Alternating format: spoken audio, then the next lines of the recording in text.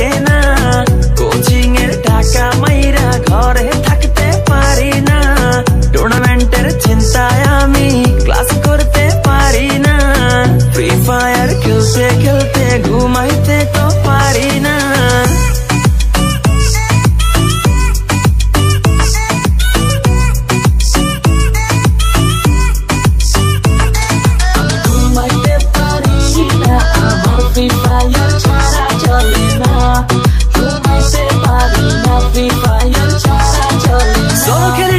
squad খেলি